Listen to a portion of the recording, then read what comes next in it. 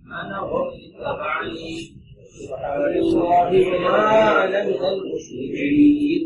وقال سبحانه وتعالى ظهر الفساد في البر والبحر بما كسبت أيدي الناس ليذيقهم بعد الذي عملوا لعلهم يرجعون. وقال عليه الصلاة والسلام صلوا كما رأيتموني أصلي. وقال عليه الصلاة والسلام إذا تبايعتم بالعينة وأخذتم أذناب البقر ورضيتم بالزرع وتركتم الجهاد سلط الله عليكم ذلا لا ينزعه حتى ترجعوا إلى دينكم أو كما قال عليه السلام والسلام. میرے محترم دوستو، بزرگو، بھائیو، اس وقت کام کے اعتبار سے سب سے بڑی ضرورت کام کرنے والوں کی وہ اس طریقے کو تلاش کرنا ہے مستقل جمع ہو کر جو حضور اکرم صلی اللہ علیہ وسلم کا مبارک طریقہ محنت ہے. اس کام کی بقا، اس کام کی حفاظت، اس کام کی ترقی، اس کام کا تفہم، تمام تر چیزوں کا دار و مدار صرف اور صرف وہ اتباع سنت کے اندر ہے. نہ تو کام آگے بڑھ سکتا ہے اس کے بغیر، نہ کام کی فہم پیدا ہو سکتی ہے، نہ کام کی سمجھ پیدا ہو سکتی ہے، اور نہ کام پر استقامت ہو سکتی ہے. عمر ابن خطاب رضی اللہ تعالی عنہ ایسے راہب کو دیکھ کر رونے لگے جو تھک تو رہا تھا لیکن طریقے سے ہٹ کر تھک رہا تھا. تھکان کی انکار نہیں، تھک تو رہا تھا لیکن طریقے سے ہٹ کر تھک رہا تھا. اور طریقے سے ہٹ کر تھکنے والے کے ہاتھ میں کچھ نہیں ہے. صرف تھکنا نہیں ہے بلکہ اس طریقے کے اوپر محنت ہے اور اس طریقے کے اوپر تھکنا ہے جو طریقہ عند اللہ محبوب بھی ہے، عند اللہ مطلوب بھی ہے. محبوب بھی اور عند اللہ مطلوب بھی دونوں چیز. بلوایا نہیں ہم نہیں کسی سے. نصرانی ایک راہب جب آیا تو آ کر رونے لگے. عمر رضی اللہ تعالیٰ امیر المومنین آپ کیوں رو رہے؟ ایک نصرانی راہب ہے، اسے دیکھ کر کیا ہونا؟ فرمایا کہ میں انسان ہونے پر رو رہا ہوں، اس کی انسانیت پر مجھے رحم آیا ہے. اور پڑھا حل اتاک حدیث الغاشیہ وجوہ یومئذ خاشعہ عاملۃ ناصبہ تصلی نارا حامیہ تسقی من عین آنیہ. یہ وہ لوگ ہیں جو دنیا میں بھی تھک رہے ہیں اور آخرت میں کیا ہے؟ کچھ نہیں. خسرت دنیا ولا. اس لیے مولانا الیاس صاحب رحمۃ اللہ علیہ کے آپ ملفوظات پڑھیں گے، اس میں شروع کے اوراق میں آپ کو ملے گی یہ بات. اور بڑی عجیب و غریب باتیں فرمایا کرتے تھے. میں تو ایک نئی قوم تیار کرنا چاہتا ہوں، نئی قوم تیار کرنا، ایسی قوم جس کا اٹھنا بیٹھنا، جس کا چلنا پھرنا اس سے معلوم ہو کہ ہاں یہ نبیوں والے کام کے اندر لگے. ایسی قوم نہیں. ایسی قوم کیا ہے؟ ایسی قوم تیار کرنا چاہتے ہیں. اس واسطے ہمارے کام کی اصل شان وہ اتباع سنت ہے کہ 100% حضور اکرم صلی اللہ علیہ وسلم کے طریقے عادات کے اندر، اخلاق کے اندر، معاملات کے اندر، معاشرے کے اندر، رہن سہن کے اندر وہ اس طرح ہمارے کام کرنے والوں سے ظاہر ہو کہ کسی بھی ماحول کے اندر اگر کام کرنے والے ساتھی موجود ہیں معلوم ہو کہ حضور اکرم صلی اللہ علیہ وسلم والی میں ندی حضرات صحابہ کے مزاج تھا. جس وقت سمامہ ابن اسال مکہ مکرمہ پہنچے، مدینہ منورہ میں یہاں رہے، یہاں ماحول سے اثر لیا، ماحول سے اثر لے کر تبدیل ہوئے. ایسے حضرات صحابہ رضی اللہ عنہم نسائی شریف کی روایت ہے. فرماتے ہیں جس وقت میں حضور اکرم صلی اللہ علیہ وسلم کی خدمت میں آیا تھا، نعوذ باللہ ثم نعوذ باللہ، زمین پر سب سے ناپسندیدہ چہرہ میرے لیے حضور اکرم صلی اللہ علیہ وسلم کا چہرہ تھا. اب یہاں ساتھ رہ کر ایسی طبیعت میں تبدیلی آئی ہے کہ جس وقت میں اللہ کے رسول صلی اللہ علیہ وسلم کے پاس سے اٹھا، پوری زمین پر سب سے زیادہ پسندیدہ چہرہ میرے لیے اللہ کے رسول صلی اللہ علیہ وسلم کا چہرہ تھا. یہ حضرات صحابہ تھے کہ جس وقت سمامہ ابن اسال مکہ مکرمہ پہنچے ہیں، مکے والوں نے ان کا رہن سہن، ان کا اٹھنا بیٹھنا، ان کا کھانا پینا، ان کا طرز عمل دیکھ کر کہا اے سمامہ ہمیں تو ایسا لگتا ہے کہ تم بے دین ہو کر آئے، تم نے اپنے دین کو چھوڑ دیا. اب آدمی ترقی سے محسوس کرتا ہے جیسا دیس ویسا بھیس. یہ مومنین کی شان نہیں تھی، یہ منافقین کی پہچان تھی. یہ مومنین کی نہیں، یہ کس کی پہچان تھی؟ ہاں منافقین کی پہچان تھی. کس کا نعرہ تھا؟ یہودیوں میں جایا کرتے تھے ان جیسے ہو جایا کرتے تھے، نصارہ میں جایا کرتے تھے ان جیسے ہو جایا کرتے تھے، مشرکین میں جایا کرتے تھے ان جیسے ہو جایا کرتے تھے، ایمان والوں میں آیا کرتے تھے ان جیسے ہو جایا کرتے تھے. حضرات صحابہ رضی اللہ اجمعین کسی ماحول سے ذرہ برابر بھی متاثر نہیں ہوا کرتے تھے. اسے عملہ کہتے ہیں، اسے کہتے ہیں حضور اکرم صلی اللہ علیہ وسلم. دونوں چیزیں عثمان غنی رضی اللہ تعالیٰ عنہ کیا ملتی ہیں، ایک جس کام کے لیے بھیجا اس کام کی اتباع، اور ایک جس طرح بھیجا اس طرح رہنا. یہ عثمان کیا حلیہ بنایا ہوا ہے، نصف ساق تک ازار عثمان غنی رضی اللہ تعالیٰ عنہ کی مکہ مکرمہ کے اندر. فرمایا عثمان تم نے کیا حلیہ بنایا ہوا ہے، دیکھو میں تو اسی حلیے پہ رہوں گا. حضور اکرم صلی اللہ علیہ وسلم کو میں اسی حلیے پر چھوڑ کر آیا ہوں. یہ عثمان غنی رضی اللہ تعالیٰ عنہ کا ایسا اس مضبوطی کا اثر سامنے والے پر پڑا کرتا. اس وقت ربیع بن عامر یہ رستم کے دربار میں بات چیت کرنے کے واسطے ان سے کہا کہ آپ ایسا کریے، جس سواری کے اوپر آپ سوار ہیں اس سواری سے اتر جائیے، ہماری سواری کے اوپر سوار ہو جائیے. فرمایا نہیں، مدینہ منورہ سے جس سواری پر میں چلا ہوں اسی سواری کے اوپر رہوں گا. بڑی سوچنے کی بات ہے، اہم بات ہے، یہ بڑی سوچنے کی بات ہے کہ جب حضرات صحابہ مدینے سے چلنے والی سواری کو نہیں بدلا کرتے تھے تو مدینے سے لانے والی بات کو کیسے بدل سکتے تھے؟ مدد سے چلنے والی نہیں، سواری بدلنے کے لیے تیار نہیں ہے، نہیں ہم نہیں بدلیں گے سواری. جس کو ہم کہاں سے آئے؟ مدینے سے آئے. جو مدینے کی سواری نہ بدل رہا ہو وہ مدینے کی بات کیسے بدل دے؟ وہ مدینے کی بات. اس لیے سب سے زیادہ مضبوطی کی اس کو ضرورت ہے کہ ہمارے کام کرنے والے ساتھی رواجی چیزوں کے مقابلے میں سنت کے اوپر جمے اور عملے کو سنت کی طرف ترغیب دے، سنت پر جمع. یہ امتیازی شان ہے، یہ اس کام کی پہچان ہے، اس پر مدد ہے ساری کی ساری. تمام ولایتوں کی انتہا، تمام بزرگی کی نچوڑ وہ صرف اور صرف اتباع سنت ہے. ہم نہیں کہہ رہے، یہ ملا علی قاری نے مرقات کے اندر نقل کیا. یہ فرمایا کہ ایک خلاف عادت کام کسی سے واقع ہو، کسی آدمی کا مسلح ہوا میں اڑنے لگا، کسی کی خانقاہ ہلنے لگی، کوئی خلاف معمول چیز کسی سے واقع ہوئی. اب کیسے پتا چلے گا کہ یہ ساحر ہے یا کوئی ولی ہے، ولی اللہ ہے کوئی سحر کا اثر ہے؟ ان دونوں چیزوں میں فرق کیسے محسوس ہوگا؟ فرمایا کرتے تھے یہ دیکھو کہ اتباع سنت ہے یا نہیں.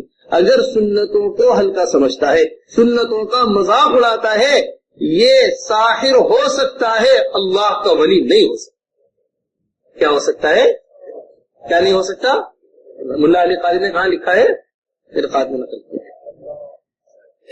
اس لیے یہ بہت اہم ترین بات ہے. حضرت مولانا الیاس صاحب رحمۃ اللہ علیہ کی بڑی پرانی بات یاد آئی. حضرت مولانا الیاس صاحب رحمۃ اللہ علیہ کو حضرت اقدس مولانا یوسف صاحب رحمۃ اللہ علیہ چھوٹے سے تھے، ایک مرتبہ بلوایا. یہ ابتدائی تعلیم شروع کی جو تھی نا ہماری فارسی عربی اول 11 سال کی عمر ہے، حضرت مولانا یوسف صاحب رحمۃ اللہ علیہ حفظ سے فارغ ہو گئے. شہادہ ہمارے پاس رکھا ہوا ہے، اس میں 11 سال کی عمر میں جس سے فراغت ہو گئی تھی، اس سے فراغت ہو گئی. خود فرماتے میں عربی اول فارسی کی کتابیں چل رہی تھی، ایک حضرت مولانا الیاس صاحب رحمۃ اللہ علیہ نے بلوایا اور بلوا کر کہنے لگے ابا جان میرے سے کہ اے یوسف کتب اور ابدال بننا چاہتے ہو؟ تو اس زمانے میں تصویریں کتب بننا کوئی آسان کام ہے، لمبے لمبے چلے کاٹنے پڑتے ہیں اس کے لیے، لمبے لمبے اوراق و وظائف کرنے پڑتے ہیں اس کے لیے، لمبے لمبے اس کے لیے کام کرنے پڑتے ہیں. پھر کہیں جا کر آدمی قطب اور ابدال کے مقام پر پہنچتا ہے، پھر کہیں آدمی جا کر اس جگہ کو حاصل کرتا ہے. فرمانے لگے نہیں، جس جگہ حضور اکرم صلی اللہ علیہ وسلم کی سنتوں کو مٹایا جا رہا ہو تم وہاں اللہ کے رسول کی سنتوں کو زندہ کرو، اللہ تجھے قطب اور ابدال کے مقام پر پہنچا دے. ایک چھوٹے سے بچے کو بتایا جا رہا ہے کہ قطب ابدال پہنچنے کا یہ راستہ ہے اور یہی راستہ قیامت تک ہے. مخالف ماحول میں کس کا زندہ کرنا؟ ہاں، ہمارے کام کرنے والے کبھی اس سے متاثر نہ ہوا کریں. حضرات صحابہ رضی اللہ اجمعین کبھی اس سے متاثر نہیں ہوا کرتے. جب داعی سامنے والے سے متاثر ہو جاتا ہے یا کسی بھی حال سے متاثر ہوتا ہے تو اب حق بات اس کی زبان پر نہیں آتی، حق بات کہنے سے رہ جاتا ہے، کسی زندگی سے متاثر نہیں ہوتا. شام کی جو زندگی ہے نا، ملک شام کی، اسے شان بان کی زندگی بتایا گیا ہے. ٹھاٹ باٹ کی زندگی. شروع سے آپ تاریخ شام پڑھیں گے, شام کی زندگی وہ ٹھاٹ باٹ کی زندگی ملے گی آپ. تو عمر ابن خطاب رضی اللہ تعالیٰ عنہ نے باقاعدہ عمرا جو ملک شام میں متعین ہوا کرتے تھے انہیں خطوط بھیجا کرتے تھے, اور خطوط کے اندر یہ لکھا کرتے تھے تم ان والا لباس مت پہننا, تم ان والی سواری استعمال مت کرنا, تم ان والے کھانے مت کھانا, تم ان والے طریقے اختیار مت کرنا. اگر تم نے ان والے طریقوں کو اختیار کیا تو جو نعمت تم اس ملکوں کے اندر لے کر گئے تھے وہ باقی نہیں رہی. اخشوشنو جو عمر بن خطاب رضی اللہ تعالیٰ کی کیا ہے خطوط. سیرت مصطفیٰ سے بڑی زبردست بات لکھی ہے, یہ بڑی اچھی بات ہے جو سیرت مصطفیٰ نے نقل کی. مولانا ادریس صاحب خان نبی نے اس میں بڑی زبردست بہت مزے کی بات نقل کی. فرمایا کرتے تھے کہ حضرات صحابہ رضی اللہ اجمعین جو مکہ مکرمہ مدینہ منورہ سے طرز عمل اپنا لے کر نکلے ہیں وہ اس زمانے کا جتنا بھی نظام تھا اس نظام کے مقابلے پر حضور اکرم صلی اللہ علیہ وسلم کا طریقہ لے کر نکلے. شان پان ملک شام کے اندر, ہتھیار فوج ملک شام کے اندر, ان کا رہن سہن, کوئی چیز ان پر غالب آنے کے واسطے ان والے حضرات صحابہ نے اختیار نہیں کی. اس زمانے میں مسلمان ہر چیز وہ اختیار کر رہا ہے غیروں والی غیروں پر غالب آنے کے واسطے. غیر والی چیز کس واسطے استعمال کر رہے غیروں پر غالب آنے کے واسطے. یہ قیامت تک کا نظام ہے. نہیں ان چیز سے ان پر غالب آ جائے نہ کبھی حضرت فرماتے نہ مال و دولت سے کبھی مسلمان چمکا ہے نہ قیامت تک کبھی چمکے گا. اعمال سے چمکا ہے اور اعمال ہی سے قیامت تک چمکے. اس سے چمکا ہے اعمال سے, اور قیامت تک کس سے چمکے گا اعمال سے. بس حضرات صحابہ رضی اللہ عنہ کیا ایسی اتباع سنت ہوا کرتی. عبداللہ ابن عمر کے بارے میں آتا ہے جس طرح جنگل میں اونٹنی اپنے کھوئے ہوئے بچے کو تلاش کرتی ہے بے قرار بے چین ہو کر, اس طرح عبداللہ ابن عمر سنت کو تلاش کیا کرتے رہے. انس رضی اللہ تعالیٰ عنہ کے بارے میں آتا ہے ایک مرتبہ اللہ کے رسول صلی اللہ علیہ وسلم کو لوکی کھاتے ہوئے دیکھ لیا. فرماتے دسترخوان پہ لوکی ہو اور میں نہ کھاؤں ایسا ہو نہیں سکتا. سالن میں لوکی کو اس طرح تلاش کیا. عمر ابن خطاب رضی اللہ تعالیٰ ہلکی سی ہاتھ کی آستین آگے بڑھ گئی. اس آستین کو دیکھا کہ ہاتھ سے آگے بڑھی ہوئی ہے. لوگوں نے کہا شاید بیٹے عبداللہ ابن عمر نے کسی نے کہ دیکھیے تو سے آپ کی آستین آگے بڑھی ہوئی ہے. اللہ کے رسول کی فوراً چھری لی اور چھری سے اسی جگہ سے آستین کو کاٹ دیا. اس کے ریشے انگلیوں کے اوپر جا رہے تھے. لوگوں نے کہا ترپائی کر دے اس کی, اور میں نے چھوڑو بھی کس چکر کے اندر پڑ. مزاج تھا ان کا حضرات صحابہ رضی اللہ عنہ. اس لیے سب سے پہلی درخواست ہماری یہ ہے کہ ہمارا معاشرہ دعوت کے کام کے ذریعے محفوظ بنے جسے ہم اس وقت سب سے ہلکا کام سمجھتے ہیں. اس کی بڑی اچھی مثال ہمارے حضرت دیتے فرماتے ہیں کہ جس طرح پھل سے چھلکے کا تحفظ ہوتا ہے, جس طرح پھل سے چھلکے کا جس طرح چھلکے سے پھل کا تحفظ ہوتا ہے اسی طرح معاشرے سے پورے دین کا تحفظ ہوتا ہے. آپ دیکھیے جس جگہ سے چھلکا پھٹے گا اسی جگہ سے پھل سڑے. کہیں سے بھی چھلکا پھٹ جائے تو پھل کیا ہونا شروع ہو جاتا ہے, ہوا وہاں سے داخل ہوگی, کیڑے مکوڑے وہاں سے داخل ہوں گے, نقصان دینے والی چیزیں وہاں سے داخل ہوں گی اور وہاں سے پڑ چلے گا اور وہ سڑتا چلا جائے گا. وجہ وہ ہے کہ معمولی سے چھلکا اس جگہ سے کیا ہو گیا ہے, معمولی سے چھلکا اس جگہ سے اتر گیا ہے, معمولی سے چھلکا اس جگہ سے پھٹ گیا ہے, وہ وہاں سے ساری چیزیں خراب ہوتی چلی گئی. حضرت مولانا یوسف صاحب رحمۃ اللہ علیہ بڑا پیارا جملہ اور بڑا مضبوط جملہ ہے. حضرت فرمایا کرتے تھے سب سے پہلا ارتداد جو آتا ہے وہ معاشرے کا ارتداد آتا ہے.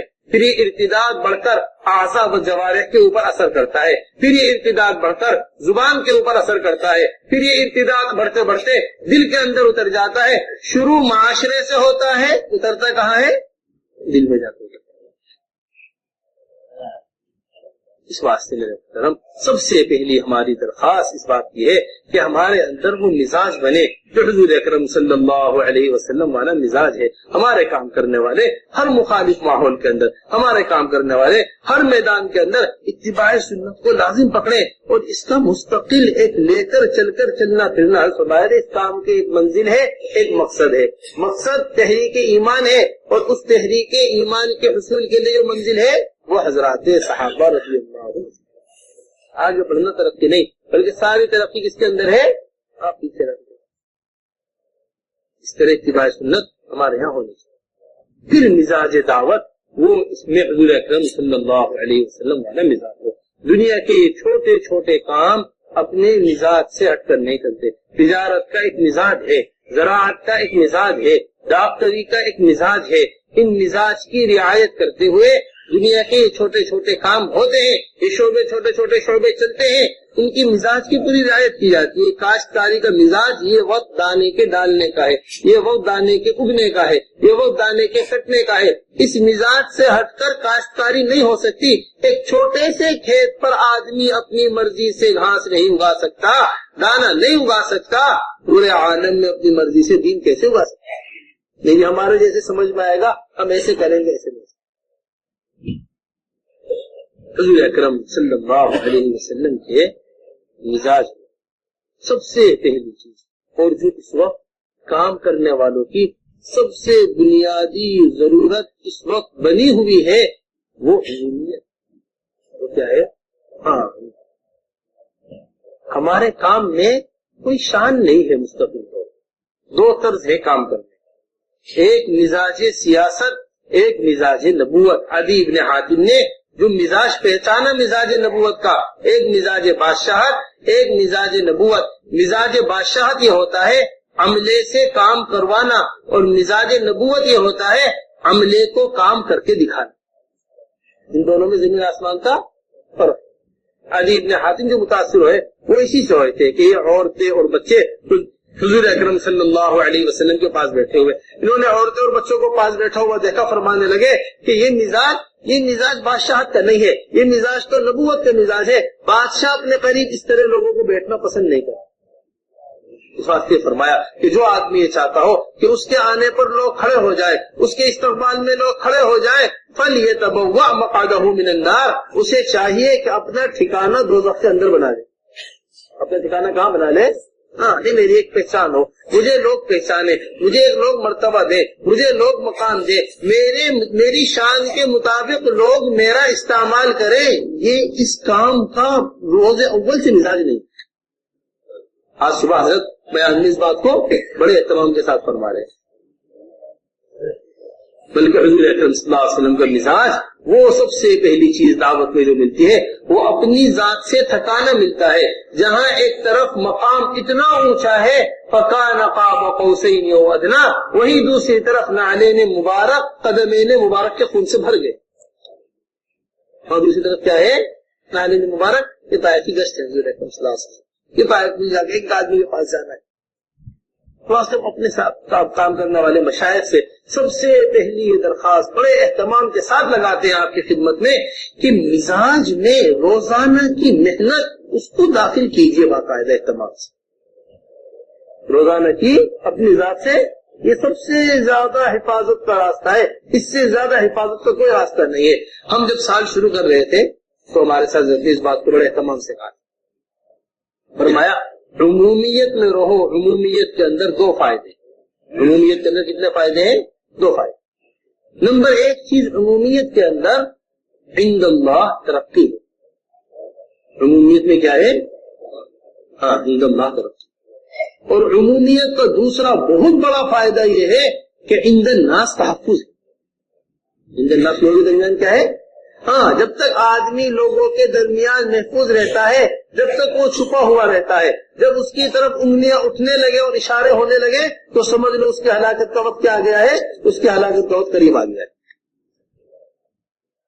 حضور اکرم صلی اللہ علیہ وسلم ایسا رہا کرتے تھے کہ آنے والے لوگوں کے درمیان پوچھا کرتے تھے ایوکم محمد صلی اللہ علیہ وسلم، ذرا بتاؤ تو صحیح تم سب میں حضور اکرم صلی اللہ علیہ وسلم کون ہے؟ اس طرح اللہ کے رسول اپنے عملے کے درمیان رہا کرتے تھے. آنے والا پہچانا نہیں کرتا تھا کون اللہ کے رسول ہے. سب آنے والا پہچانتا نہیں. وہی دوسری طرف ترقی جو ہوتی ہے وہ ایسے لوگوں کی ہوتی ہے جو اپنے آپ کو چھپا کر رکھتے ہیں، اپنے آپ کو شہرت کی جگہوں سے پیچھے رکھتے ہیں، اپنے آپ کو میدان کے اندر رکھتے ہیں، اپنے آپ کو کام کے اندر رکھتے ہیں. ایسے لوگوں کی حفاظت بھی ہوتی ہے، ایسے لوگوں کی ترقی بھی. روایت کے اندر آتا ہے بعض لوگ ایسے ہوتے ہیں بکھرے بالوں والے ہوتے ہیں، پھٹے کپڑے والے ہوتے ہیں، موجود ہو تو ان کو پوچھا نہ جائے، غائب ہو تو ان کو بلایا نہ جائے. لو اقسم علی اللہ لابرہ، اگر کسی بات پر اللہ پر قسم کھا بیٹھے، اللہ قسم کی لاج رکھ کر بات کو پورا کرتا. حسن کی بنا کر کیا کروا دے, بات پوری کروا دے. اس لیے میرے محترم یہ سب سے پہلی ہماری درخواست ہے ہمارے کام کرنے والے ساتھیوں کی. سب سے بڑی ضرورت جو حضور اکرم صلی اللہ علیہ وسلم کی مبارک ذات کے اندر ملتی ہے وہ اللہ کے رسول صلی اللہ علیہ وسلم کی 23 سالہ مبارک زندگی میں یہ چیز ملتی ہے کہ اللہ کے رسول صلی اللہ علیہ وسلم اپنی ذات سے مستقل محنت میں لگا رہا, چاہے وہ مکے کی زندگی ہو, چاہے وہ مدینہ منورہ کی زندگی ہو, چاہے وہ فتح مکہ کا موقع ہو, چاہے وہ سفر ہو, چاہے وہ حضر ہو. ہم ابھی غور کر رہے تھے اس بات کے اوپر کتنی جگہ ملتی ہے اللہ کے رسول صلی اللہ علیہ وسلم کی اپنی ذات سے دعوت دے. مکے کے حالات ہیں وہاں اپنی ذات سے دعوت دی جا رہی ہے, مدینے کا استقبال ہے وہاں اپنی ذات سے دعوت دی جا رہی ہے, فتح مکہ کا موقع ہے جیسے فرما رہے اذا جاء نصر اللہ والفتح, در فوج در فوج جہاں لوگ آنے والے وہاں اپنی ذات سے دعوت دے رہے, قتل کرنے والا جو آ رہا ہے اسے اپنی ذات سے دعوت دے رہے, سفر میں جا رہے ہیں اپنی ذات سے دعوت دے رہے, خوف کا ماحول ہو, امن کا ماحول ہو, طریقہ کار ہے میاں جی محراب صاحب حضرت جی مولانا الیاس صاحب رحمۃ اللہ علیہ کے حوالے سے اس بات کو نقل کیا کرتے ہیں.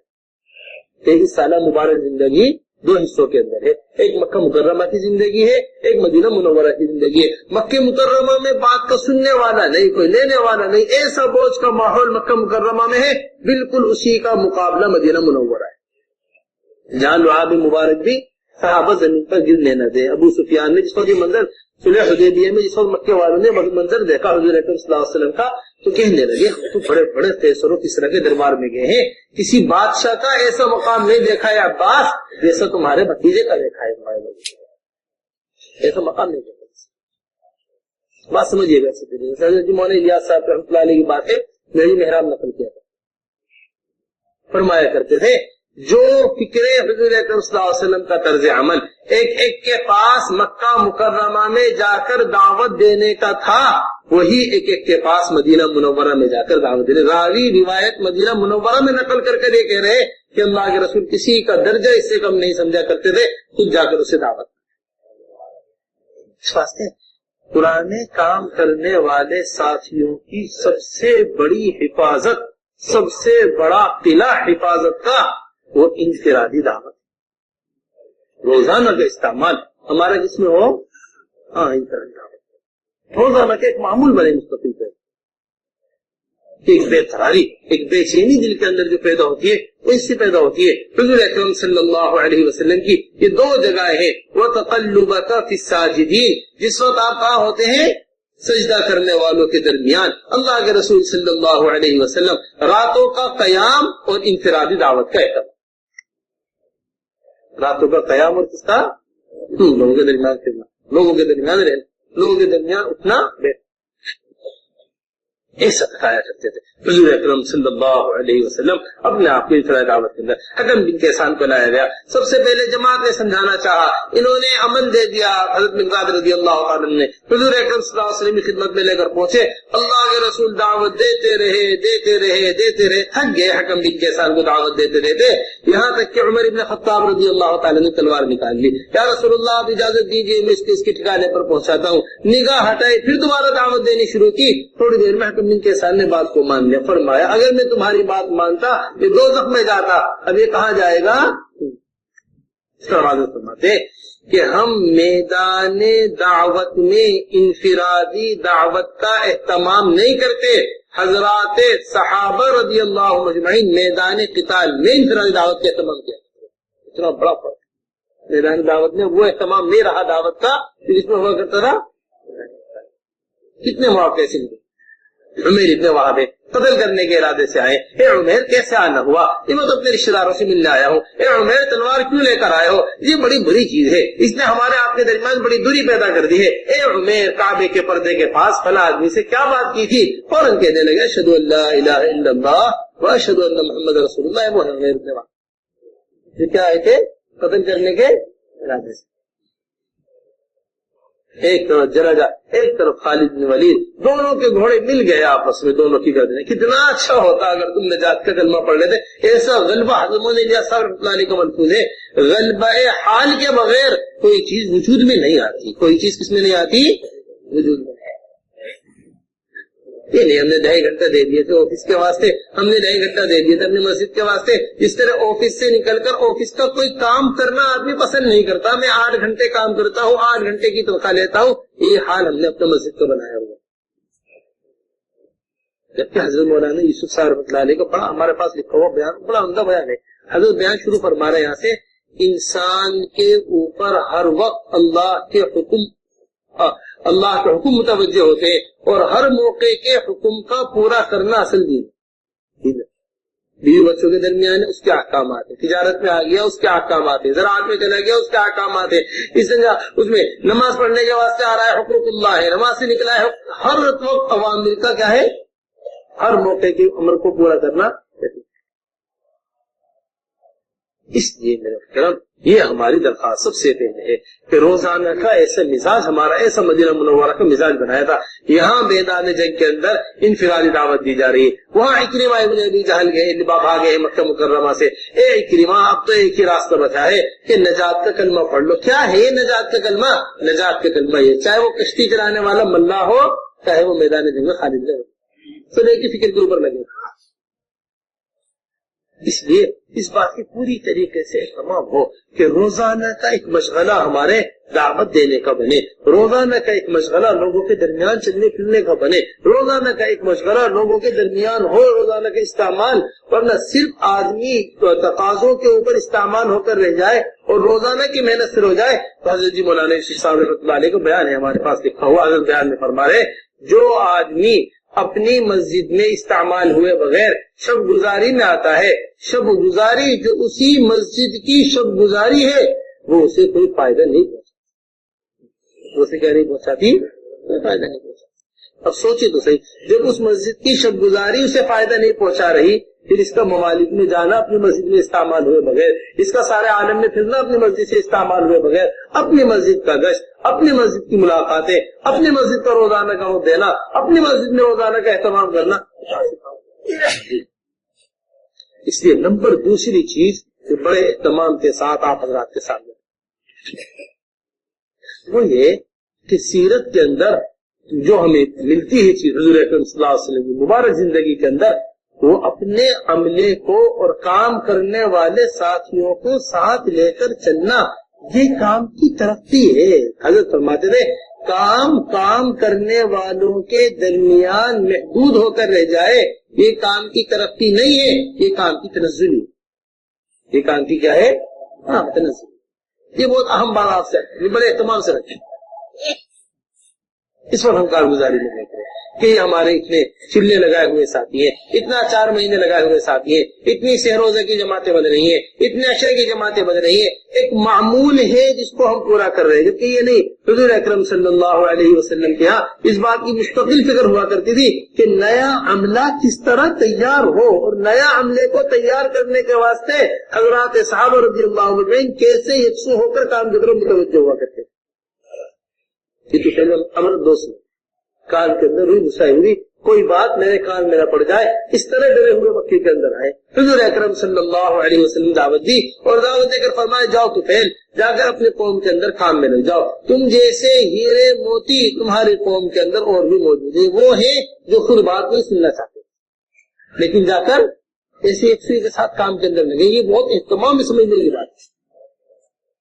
میرے دوستی مکہ مکرمہ سے مدینہ منورہ اپنے قبیلہ دوست کے اندر چلے گئے، جا کر محنت کرنی شروع کر دی. حضور اکرم صلی اللہ علیہ وسلم ہجرت کر کر مکہ سے مدینہ منورہ چلے گئے. جنگ احد ہو گئی، جنگ خیبر، جنگ بدر ہو گئی، کتنے غزوات ہو گئے، 1 2 نہیں 7 سال حضور اکرم صلی اللہ علیہ وسلم کو مدینہ منورہ میں ہو گئے رہتے رہتے 7 سال. یہ 7 ہجری میں اپنے قبیلے کو لے کر آئے. جس کام پر لگا دیا اس میں ایسی یکسوئی کے ساتھ لگا کرتے تھے، جس کام پر لگا دیا اسے ایسی یکسوئی کے ساتھ لگا کرتے. جو آدمی خود بات نہیں سننا چاہتے تھے 80 ایسے گھرانے لے کر آئے، جس میں ایک گھرانہ امام المحدثین ابو ہریرہ رضی اللہ تعالیٰ عنہ کا گھرانہ ہے. 4 سال حضور اکرم صلی اللہ علیہ وسلم کے ساتھ رہ کر یہ امام المحدثین بنے. کیا بنے ہیں؟ عمر رضی اللہ تعالیٰ فرمایا کرتے تھے ہم اپنے کاموں میں مشغول ہو گئے اور یہ کبھی اور یہ دوستی بھائی ہمارا اس نے دروازے پر پڑھ کے علم حاصل کر خود فرماتے ہیں انصار اپنے باغات میں چلے جایا کرتے تھے، مہاجرین اپنی تجارت میں چلے جایا کرتے تھے، اس میں اللہ کے رسول کے دروازے پر پڑا رہا کرتا تھا۔ اس لیے میرے محترم اس وقت کی سب سے بڑی ضرورت ہے کہ ہمارے کام کرنے والے پرانے ساتھی نئے لوگوں کا تربیت، سب سے بڑی تربیت صحبت ہے، اور صحبت کا سب سے بڑا ذریعہ وہ ساتھ رکھ کر لے کر چلنے کا مزاج بنے مستقبل کو۔ تربیت جب تک نہیں ہوتی، جب تک کیا نہیں ہوتی؟ صحبت نہیں۔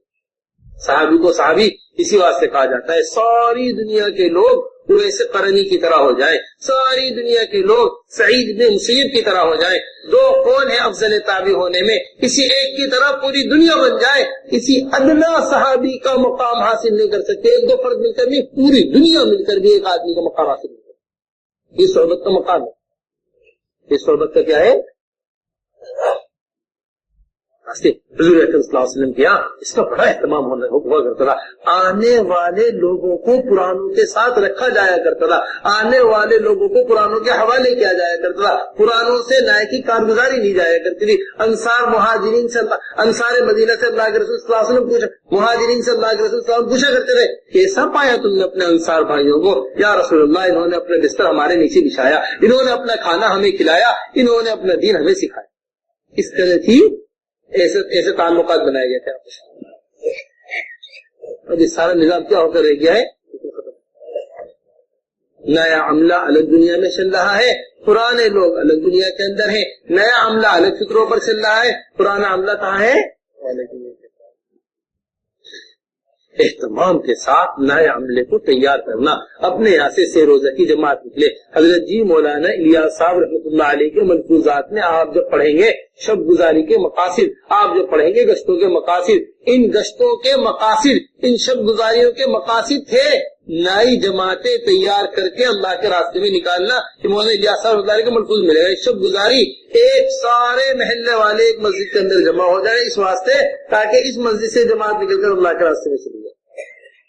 ہمارے گشتوں کا یہ صرف بنیادی مقصد ہے کہ ہر گشت سے جماعتیں تیار ہوں۔ ہر ہفتے کا گشت وہ 6 روزہ کی جماعت تیار کرنے کے واسطے، ہر ہفتے کا گشت وہ بیرون کی جماعتیں تیار کرنے کے واسطے، ہر ہفتے کا گشت نئے عملہ پرانے عملے کے ساتھ مل کر نکلے۔ اس طرح حضرات صحابہ رضی اللہ عنہم اجمعین نئے آدمی بالکل وائل ابن حجر کن کے حوالے کیا جا رہا ہے؟ امیر معاویہ رضی اللہ تعالیٰ۔ اے معاویہ اپنے جوتے ہمیں دے دو۔ نہیں اپنے جوتے کیا پہنو گے، ہمیں اپنے سواری پر سوار کر دو۔ نہیں اچھا نہیں لگتا ایک شہزادہ سواری پر سوار ہو۔ نئے لوگ جو پرانوں کے ساتھ رہتے ہیں، نئے لوگوں کی تربیت ہوتی ہے، پرانوں کی ترقی ہوتی ہے۔ اب نہ ترقی ہے نہ تربیت ہے، ان دونوں کے الگ الگ ہو جانے کی نہ تربیت ہے نہ، ہاں یہ بہت عام بات آپ سے۔ قربانیوں سے ترقی ہوتی ہے اور نئے لوگوں کے ساتھ پرانوں کا رہنے سے نئے لوگوں کی تربیت ہے۔ کیا آپ دیکھیں گے سلسلۃ الذہب پورا صحبت کے ساتھ ملتا ہے، یہ سلسلۃ الذہب یہ پورا اس طرح ملتا ہے ایک دوسرے کے ساتھ رہنا۔ رضی اللہ تعالیٰ فرماتے ہیں کہ میں حضور اکرم صلی اللہ علیہ وسلم چھوٹا سا حضور اکرم صلی اللہ علیہ وسلم کی خدمت میں میری والدہ ھذا خویدیمک یا رسول اللہ، یا رسول اللہ آپ کا چھوٹا سا خادم ہے۔ 10 سال رہے حضور اکرم صلی اللہ علیہ وسلم کے ساتھ، 10 سال انس رضی اللہ تعالیٰ مدینہ منورہ میں، نافع نے 30 سال خدمت کیا رضی اللہ تعالیٰ۔ خود کہتے کتنے سال خدمت کیے؟ اور ایسی خدمت ہے، نافع غلام ہے، انہوں نے ایسی خدمت کی ہے کہ انس رضی اللہ تعالیٰ نے انتقال کے وقت وصیت فرمائی تھی میری نماز جنازہ نافع پڑھائے۔ میری نماز جنازہ کون پڑھائیں گے؟ ایسے افراد تیار کیے جائے کرتے تھے، ایسے افراد تیار کیے جائے کرتے ساتھ رکھ کر۔ امام مالک علیہ الرحمہ نے اس طرح نافع کی خدمت،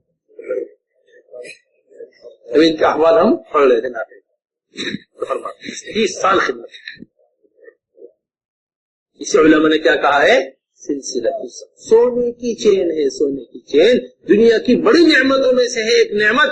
کوئی عن مالک عن نافع عن انس رضی اللہ تعالیٰ عنہ کہہ کر روایت کو نقل کر، صحبت ملے گی ہر جگہ، تربیت ملے گی، اس سے افراد تیار ہوتے، رجال تیار ہوتے۔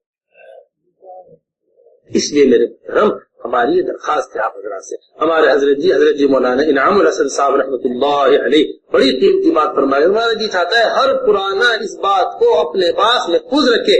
فرمایا کرتے تمہارا روزانہ کا مشورے میں شریک ہونا، اہتمام کے ساتھ گشت میں شریک ہونا، سے روزہ اپنے وقت میں لگا لینا، چلہ اپنے وقت پر لگا لینا، 4 مہینے اپنے وقت پر لگا لینا، یہ سب کا سب انفرادی عمل ہے. یہ انفرادی عمل اجتماعی جب بنے گا جب ہر عمل کے واسطے عملہ تیار کرو.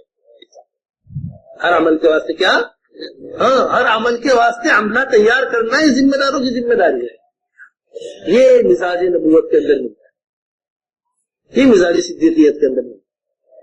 3 دن کی محنت ہے، اپنے ساتھ ایمان والوں کی جماعت تیار کی. چند سالوں کی محنت ہے، اپنے ساتھ ایک جماعت تیار کرتے تو پھر دوسری رضی اللہ تعالیٰ لے کر آ رہے. صبح سے شام تک کی محنت ہے، پورے قبیلے کو اپنے ساتھ تیار کیا ہے. آپ عمومی مزاج دیکھیں گے، چاہے مکہ مکرمہ ہو، چاہے مدینہ منورہ ہو، وسعت کے حالات ہو، تنگی کے حالات ہو، حضرات صحابہ رضی اللہ مجمعین سب سے پہلا کام اس بات کو عملہ تیار کرنے کی طرف متوجہ، بات کو دوسروں تک پہنچانے کی طرف متوجہ ہوا تھا.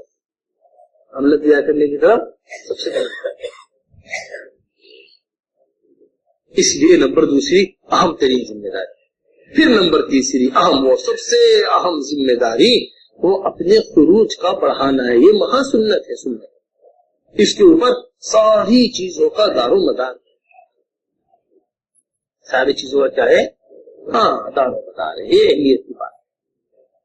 اس وقت جیسی اللہ تبارک و تعالی نے صلاحیت صوبوں کے اندر رکھی ہے اور جیسی صلاحیت صوبوں میں موجود ہے اور جیسے سارے عالم کے تقاضے آپ حضرات کی طرف متوجہ ہو رہے ہیں، ایسا خروج ابھی نہیں ہو پا رہا ہے. پوری مضبوطی کے ساتھ کہتے ہیں، ورنہ خروج یہ ہمارے کام کا امتیازی شان ہے. خروج ہمارے کام کا دار و مدار ہے. خروج ہمارے کام کا اصل بنیاد ہی خروج ہے. اگر خروج نہیں ہے کوئی مزیداری نہیں. اگر خروج نہیں ہے، ہاں، ہمارا یہ سیمائی مشورہ ہو، چاہے ہمارے عمومی جوڑ ہو، چاہے ہمارے اجتماعات ہو، چاہے نظام الدین کی جماعت کو صوبوں کے اندر چلنا ہو، ہمارا ہر جمع ہونا وہ محض بکھرنے کے لیے. ہمارا ہر جمع ہونا محض بکھرنے کے لیے. بات سمجھیے اچھی طرح.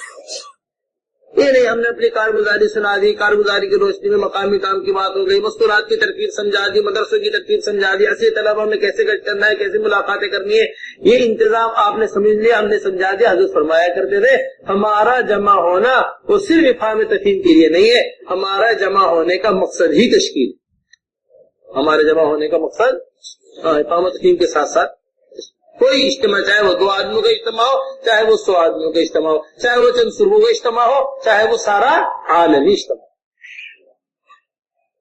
اس لیے میرے محترم دوستو، اس بات کو سب سے پہلے اہتمام کے ساتھ لینا پڑے گا کہ ہماری نقل و حرکت اس مزاج کے اوپر آنی چاہیے جو حضرات صحابہ رضی اللہ اجمعین کے مزاج ہے. مزاج دیکھیے، پرانے کام کرنے والے عملے کا تقاضوں پر پھرنا یہ ادنی ہجرت ہے. یہ کیا ہے؟ ہم تو نظام الدین کے حوالے، ہم نے تو اپنا نام دے دیا، جس وقت آپ بلائیں گے ہم تقاضے کے اوپر چلے جائیں گے. ہم نے اپنا دوسرے سال میں نام لکھوا دیا، جس وقت آپ بلائیں گے ہم تقاضے کے اوپر آ جائیں گے. یہ تم واصل ابن اسقر رضی اللہ تعالیٰ عنہ کی روایت سے یہ ادنی ہجرت ملتی. اے واصلہ کون سی ہجرت کرو گے یا رسول اللہ؟ کون سی ہجرت افضل ہے؟ ایک ہجرت باقتا ہے، ایک ہجرت بادیہ ہے. ہجرت باقتا یہ ہے ان تثبت مع رسول اللہ صلی اللہ علیہ وسلم. ہجرت بادیہ یہ ہے کہ تم اپنے علاقے میں واپس چلے جاؤ، جس وقت ہم تمہیں بلائیں اس وقت تم آ جاؤ. وَإِذَا اسْتُنْفِرْتُمْ فَانْفِرُوا، جس وقت نکلنے کو کہا جائے فوراً نکلا جائے. ہر حال کے اندر یہ اصل بات. یہ کیا ہے؟ اس لیے اس کا سب سے پہلا اہتمام، سب سے بنیادی چیز یہ ہے کہ یہ مزاج دین کے تقاضوں کے پورا کرنے کا یہ پرانے عملے کے اندر آئے. حضرت نے مولانا صاحب رحمۃ اللہ علیہ نے باب قائم کیا ہے. حضرت جی مولانا یوسف صاحب رحمۃ اللہ علیہ نے حیات الصحابہ کے اندر باب قائم کیا ہے. فتنوں کا ختم ہونا، اس کے لیے اللہ کے راستے کی نقل و حرکت کو تیز کر دے. لیکن صوبے کا حالات دیکھتے ہیں نا، پھر فلاں یہ مسائل پیش آ گئے، فلاں جگہ وہ مسئلہ پیش آ گیا، فلاں جگہ یہ بات پیش آ گئی، فلاں جگہ یہ بات. آپ ہماری بات اس کو اچھی طریقے سے محفوظ کر لیجئے. جس صوبے میں خروج کم ہوگا اس صوبے میں مسائل زیادہ ہوں. جس جگہ کیا ہوگا؟ خروج کم ہوگا، وہاں کیا ہوں گے؟ آپ اٹھا کے دیکھ لیجیے اس بات. جہاں خروج متاثر ہوگا حضرت فرمایا کرتے تھے خروج سے بڑھ کر کوئی حل نہیں ہے اور جمود سے بڑھ کر کوئی حال نہیں. خروج سے بڑھ کر کیا نہیں ہے؟ کوئی حل نہیں ہے اور جمود سے بڑھ کر حال نہیں. جس حال میں بھی جمود آئے گا، رکنا آئے گا، وہ اس سے بڑا حال لے کر آئے گا. اس بات سے حضرات صحابہ رضی اللہ مجمعین کی مبارک سیرت کے اندر ہر حال کا حل وہ اس میں ملا جاتا. معمولی سا مسئلہ بالکل یہ عزت والے ذلت والوں کو نکالیں گے. قبیلہ بنو مریسی میں مسئلہ پیش آیا، ایک اونٹ کے پانی پلانے کے اوپر انصاریان الانصاریان المہاجرین دونوں جماعتیں جمع ہو گئی. اللہ کے رسول تشریف لے آئے، بات نہیں کبھی ختم ہو گئی. منافق کو موقع مل گیا بات کی کرنے کا. عمر ایک صحابی آئے سب سے پہلے اللہ کے رسول نے کہا مجھے اجازت دیجیے میں اس منافق کو ختم کروں. کیا تم ایسا کرو گے؟ ہاں. ابھی بات چلی رہی تھی اتنے میں عمر بن خطاب یا رسول اللہ آپ کو مجھے اجازت دیجیے. کیا عمر تم ایسا کر دو گے؟ ہاں میں ایسے ہی کروں. تو میں فوراً چلنے کا حکم، سارا دن چلایا، ساری رات چلایا، اگلے دن سارا دن چلایا. جس وقت ماذا صاحب ہوتے مدینہ منورہ کے قریب ہم پہنچے، ہمارے جسم زمین کو لگے بھی نہیں تھے کہ نیند نہ اگر ہمیں دبوچ. اتنا چلنا کس میں ملتا ہے؟ اس بات کو واسطے خالی بیٹھا آدمی حضرت فرماتے کہ فراغت اگر صحیح جگہ پر نہ لگے تو اس سے بڑی کوئی ہلاکت نہیں ہے. فراغت اگر کہاں نہ لگ رہی ہو اس سے بڑھ کر عمر بن خطاب رضی اللہ تعالیٰ عنہ کا قول حیات الصحابہ میں نقل کیا ہے کہ سب سے بڑا گناہ ہی بے فکری ہے. اب ان کی فکر نہیں ہوتی ہے نا، وہ یہ ساری چیزیں ہوتی ہیں. حیات الصحابہ میں حضرت نے اس قول کو نقل کیا. اس لیے یہ بات ہم پوری مضبوطی کے ساتھ آپ حضرات کے سامنے رکھنا چاہتے ہیں کہ ہمارے کام کرنے والے یہ پرانے صف اول کے ساتھی، ہمارے کام کرنے والے عملے، یہ اس طرح پورا کام کرنے والے ذمہ دار حضرات یہ اس طرح ممالک کے تقاضوں پر نکلے جس طرح حضرات صحابہ رضی اللہ مجمعین ممالک کے تقاضوں پر جایا کرتے ہوئے. چن چن کر صحابہ کو ملکوں کے اندر بھیجا جائے.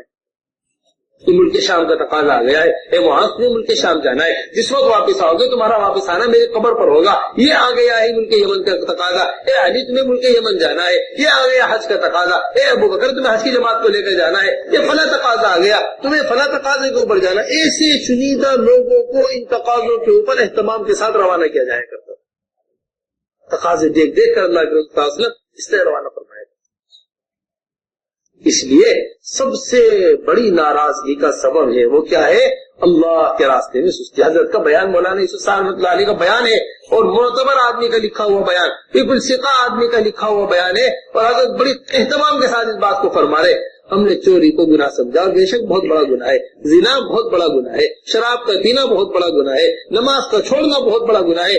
لیکن جس محنت کے چھٹ جانے کی وجہ سے یہ سارے گناہ وجود میں آ رہے ہو، ابھی تک مسلمان نے اس محنت کی سستی کو گناہ سمجھا ہی نہیں.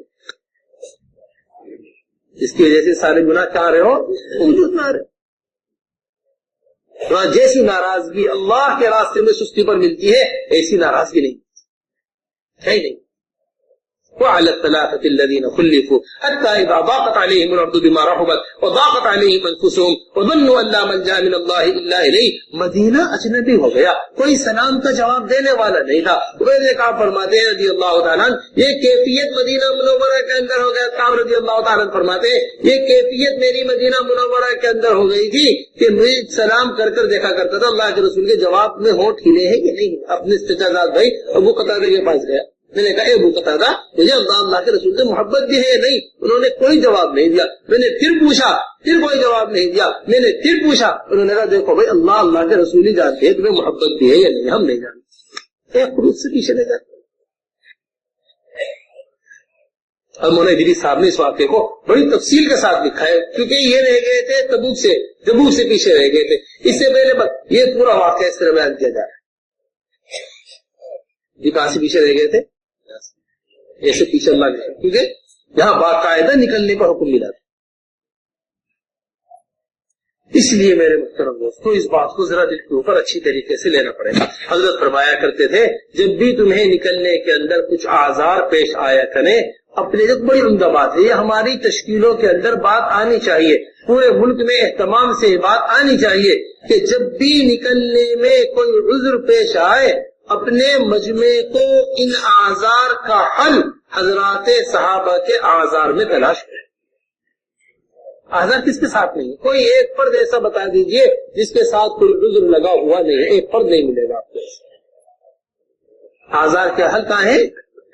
صحابہ کے اعذار میں حضرت کی بات ہے مولانا شاہ رحمۃ اللہ علیہ کی جو آپ سے نقل کرے، حضرت فرمایا کرتے تھے تمہارا کوئی عذر ایسا عذر نہیں ہوگا جسے چھوڑ کر حضرات صحابہ اللہ کے راستے میں نہ نکلے۔ موٹاپا ہے اس میں اللہ کے راستے میں نکل لے، بڑھاپا ہے اللہ کے راستے میں نکل لے، لنگڑاپن ہے اس حال میں اللہ کے راستے میں نکل لے، گھر میں بیٹی بیمار ہے اس حال میں اللہ کے راستے میں نکل لے، گرمی کا موسم ہے اس حال میں اللہ کے راستے میں نکل لے، سردی کا موسم ہے اس حال میں اللہ کے راستے میں نکل لے، درخت کھجوروں کے اوپر تیار، کھجورے درختوں کے اوپر تیار ہے اس حال میں اللہ کے راستے میں نکل لے، موقع ہی نہیں ہے بالکل بھی اس وقت نکلنے کا، اس وقت اللہ کے راستے میں نکل لے۔ یہ تبوک کا موقع بالکل بھی موقع نہیں تھا نکلنے کا۔ حضرت آپ فرماتے ہیں ہر آدمی کھجور کے سائے میں بیٹھنے کو اچھا سمجھ رہا، ہر آدمی اس میں بیٹھنے کو اچھا سمجھ رہا، لیکن اس حال میں کھجوروں کو چھوڑ کر نکلے۔ بڑے مزے کا واقعہ یہ حضرت جی کے بیان میں ملتا ہے، ملک شام۔ حضرت ایک جگہ بیان میں فرما رہے ہیں کہ ملک شام حضرات صحابہ رضی اللہ عنہ کھجور لے کر جایا کرتے، ملک شام کھجوریں لے کر جایا کرتے۔ اب سفر کی ساری تھکان جو قیمت ملک شام والے لگائے اس قیمت پر کھجوروں کو بیچنا، پھر وہاں سے ملک شام سے سامان لے کر آنا۔ اب یہاں تبوک کے موقع میں حضرات صاحب آگے ساری کھجوریں گرفت کر، شام والے انتظار کرتے رہے یہاں تک کہ مدینے کی کھجور شام نہیں پہنچی، ملک شام والے سفر کر کے مدینہ، ملک شام والے سفر کر کے کہاں ہے؟ مدینہ آئے۔ قیمت کس نے لگائی؟ حضرات صحابہ نے۔ ہر دفعہ شام والے کھجور کی قیمت لگاتے رہے، اس دفعہ سفر کن کا تھا؟ شام والوں کا۔ قیمت کس نے لگائی؟ صحابہ نے۔ سالوں کے قرضے اللہ نے اس کھجور میں اتروا، سالوں کے قرضے اللہ نے۔ ان چیزوں کو سمجھیے اچھے طریقے سے۔ یہ قربانیاں ہم اپنے مجمع کو اغراض پر نہ اٹھائیں، ہم اپنے مجمع کو احکام پر اٹھائیں۔ اغراض پر نکلنے والے ایک بار نکلتے ہیں، احکام پر نکلنے والے بار بار نکلتے ہیں۔ دنیا کی جو اغراض ہوتی ہے نا چھوٹی چھوٹی چیزیں، اس پر مجمع جب اٹھے گا نہیں جم پائے گا کام۔ فمن كانت هجرته الى الله ورسوله فهجرته الى الله ورسوله ومن كانت هجرته الى دنيا يصيبها او امرأة يتزوجها فهجرته الى ما هاجر اليه۔ یہ ام قیس مکے میں پہلے نکاح کا پیغام بھیجا، کوئی جواب نہیں دیا انہوں نے، بھئی ہجرت کر کر مدینہ منورہ آ گئی، یہ پیغام بھیجا ہجرت کا مدینہ منورہ، ہاں اگر تم نکاح کرنا چاہو، اگر تم ہجرت کر لو تو میں تمہارے سے نکاح کر لوں۔ سارے صحابہ میں کیا مشہور ہو گئے؟ مہاجر ام قیس۔ سارے صحابہ میں انما الاعمال بالنیات۔ عمر بن خطاب رضی اللہ تعالیٰ عنہ روایت کو بیان کرتا ہے۔ اس لیے میرے محترم اس بات کو بہت اہتمام کے ساتھ دل کے اوپر لینا پڑے گا کہ ہماری بنیادیں نکلنے کی بڑی مضبوط ہونی چاہیے۔ ہمارے نکلنے کی بنیادوں میں ایسی بنیادیں عملے کے سامنے رکھیں کہ کام کرنے والے کام سے نہ بیٹھے۔ حضرت فرمایا کرتے تھے نئے لوگ کام میں آ رہے ہو، پرانے لوگ کام سے بیٹھ رہے ہو، یہ کام کی ترقی نہیں ہے، یہ کام کی تنزلی ہے۔ اور ہمیشہ اس بات کو یاد رکھیے گا، کام میں بیٹھنے کی بنیادی وجہ عوام کے سامنے عملے کا اگلا تقاضا نہ رکھنا ہوتا ہے۔ جب بھی آپ اگلا تقاضا سامنے نہیں رکھیں گے وہ کام کس طرح بیٹھ جائے گا۔ حضرت مولانا الیاس صاحب رحمۃ اللہ علیہ کا منقول ہے، مولانا منظور نعمانی صاحب رحمۃ اللہ علیہ نے منقولات میں نقل کیا ہے، حضرت اس کام کی مثال باغ سے دے رہے۔ کس سے دے رہے؟ باغ ایک حال پر نہیں رہتا، کسی کا دنیا میں باغ ایک حال پر نہیں رہتا۔ باغ کو پانی اور ہوا موافق آئے گا، باغ پھلے گا پھولے گا۔ باغ کو پانی اور ہوا موافق نہیں آئے گا، باغ سوکھے گا اور اجڑے گا۔ حضرت مولانا بالکل جب تک موافق آتا رہے گا ترقی ہوتی رہے گی، لیکن آپ لا کر باغ کو ایک حالت کے اوپر روک دیں، باغ ایک حالت پر نہیں رکے، یہ تو بڑھ رہا ہوگا یا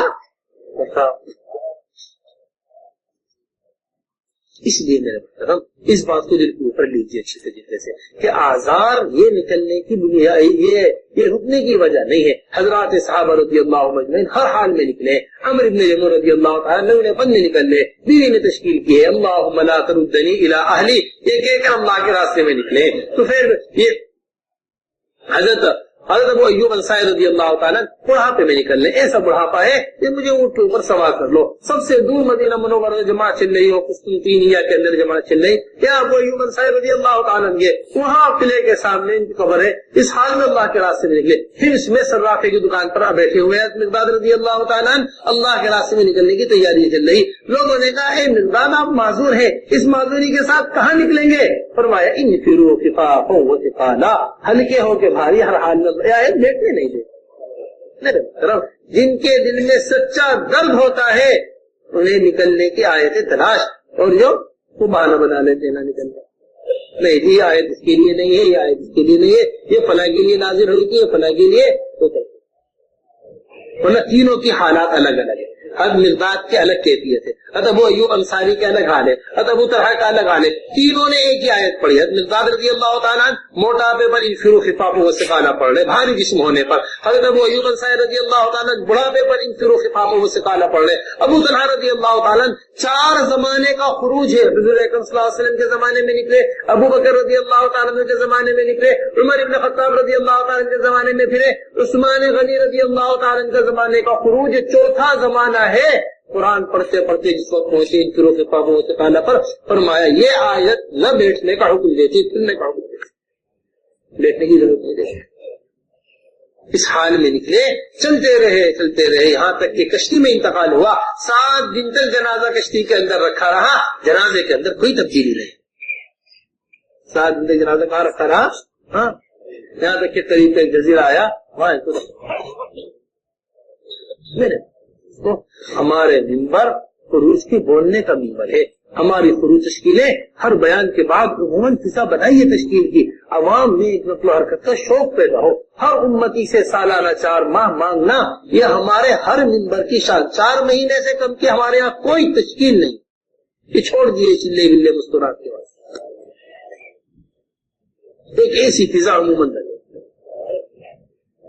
کہ ہر سال کے 4 مہینے اس ترتیب کے ساتھ, 1 سال اپنے علاقے کے اندر, 1 سال دیگر کمزور اضلاع کے اندر, دیگر صوبوں کے کمزور اضلاع کے اندر, تیسرے سال کا خروج پورے بڑے خرچوں کے ساتھ ممالک کے اندر اس طرح ہونا چاہیے جس طرح حضرات صحابہ رضی اللہ مجمعین کا ملکوں کے اندر. امام مالک علیہ الرحمہ نے حدیث کی کتاب استاد المحدث شاہ ولی اللہ کی کتاب ہے, اس کے اندر اپنا قول نقل کیا ہے. فرماتے 1 لاکھ سے زیادہ صحابہ ہیں, جن میں سے صرف 10,000 صحابہ ہیں جن کی مبارک ان جگہوں پر قبر ملتے, ورنہ کس کی قبر کہاں ہے کسی کو پتہ ہی نہیں. حضرت فرمایا کرتے میرا یہ جی چاہتا ہے ہمارے کام کرنے والے کام کرتے کرتے دنیا سے اس طرح رخصت ہو جائیں ان کی قبروں کا اللہ کے علاوہ کسی کو پتہ نہ ہو. ان کی قبروں کا اللہ کے علاوہ کسی کو پتہ نہیں. ایسی قبریں جنہوں نے بنائی ہیں انہوں نے بنائی. یہ قربانی کی سطح ہے. دیکھیے جب پرانے حرکت میں آتے ہیں تو اللہ تبارک و تعالیٰ اس سے کام کو لیتا ہے. حضرت صحابہ رضی اللہ عنہ کے مزاج کا مستقل ہے کہ ایسا مکے کو چھوڑ کر نکلا کرتے. حضرت سہیل مکے کو چھوڑ کر نکلے, مکے سے لا ارجع حتی اموت, یہ مکہ مکرمہ سے کہہ کر نکلے. سہیل بڑا مزے کا واقعہ اس میں نقل کیا گیا ہے. عمر رضی اللہ تعالیٰ نے کہا دربار سے, وہ عمر رضی اللہ تعالیٰ کے گھر میں داخل ہونے کے لیے امیر المومنین کے انتظار میں سارے مکے کے قریش کے سردار بیٹھے, ابو سفیان بیٹھے ہوئے, دیگر قریش کے ذمہ دار بیٹھے ہوئے. اتنے میں دروازے پر بلال رضی اللہ تعالیٰ دربار میں جا کر اطلاع کی تو بلال آئے ہیں. فوراً اندر سے پیغام آیا بلال کو آپ اندر گئے. بلال کو کہاں بھیجتے اندر گئے. اب سارے لوگوں کے درمیان یہ بات پھیلنی شروع ہو گئی کہ ایسا منظر ہم نے آج تک کبھی نہیں دیکھا کہ یہاں بلال کو اندر بلا لیا گیا, ہمیں باہر روک دیا گیا, بلال کو اندر بلا لیا گیا. ایسا منظر قریش نے کبھی تصور بھی نہیں کیا تھا کہ غلام بلال تو غلام ہے نا, آزاد ہوئے غلام تھے.